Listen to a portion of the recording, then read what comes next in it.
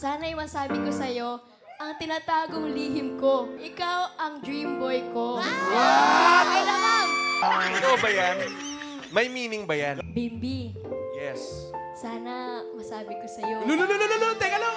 yung natatagong lihim ko. Ikaw ang Mr. Dream Boy ko. Ah! Dapat si Dream Boy may sagot. Ano masasabi mo? Actions speak louder than words. What?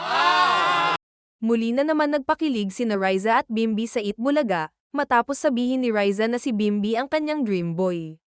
Talaga namang hindi na mapigilan ang kanilang kilig sa Eat Bulaga.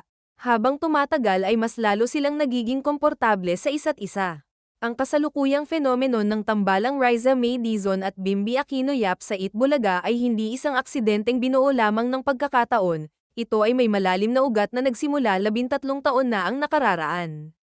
Sa nakalipas na mga taon, ang industriya ng showbiz sa Pilipinas ay madalas na bumubuo ng mga love teams sa pamamagitan ng manufactured marketing, kung saan pinagsasama ang dalawang magandang artista, pinapagawa ng acting workshops, at pinipilit sa mga public appearances kahit walang totoong koneksyon. Ang tambalang Maybe ay bumasag sa ganitong kalakaran. Ang kanilang chemistry ay tinatawag na organic o likas dahil ito ay nakatungtong sa 13 taon ng ibinahaging kasaysayan.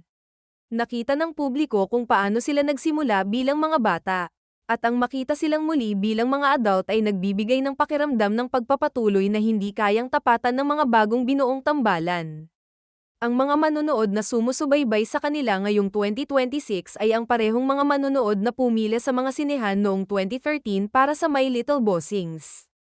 Ang emosyonal na reaksyon ng publiko ay maihahalin tulad sa tinatawag na parental investment, ang pakiramdam ng mga manonood na kasama sila sa pagpapalaki sa dalawang child stars na ito. Ang panonood sa kanila na nagpapakilig sa tanghali ay nagbabalik ng mga alaala ng isang mas simpleng panahon sa showbiz, na siyang pinakamabisang sandata ng Eat Bulaga sa pagpapanatili ng kanilang mataas na rating laban sa mga katunggaling programa. Sa sosyolohikal na aspeto, ang tambalang ito ay kaakit-akit sa masa dahil sa pagsasalubong ng dalawang magkaibang mukha ng lipunang Pilipino. Si Bimbi ay kumakatawan sa tradisyonal na aristokrasya ng showbiz at politika, apo ng isang presidente, anak ng isang media icon, at lumaki sa kulturang kanluranin. Si Riza naman ay ang ehemplo ng Filipino Dream, isang batang galing sa simpleng pamilya sa Pampanga na umangat sa pamamagitan ng purong talento, tiyaga, at ngiti sa Little Miss Philippines. Kapag ang dalawang mundong ito ay nagtatagpo sa entablado ng Eat Bulaga, ito ay nagbibigay ng mensahe ng pagkakapantay-pantay at universal na apela ng pag-ibig at pagkakaibigan na walang pinipiling estado sa buhay.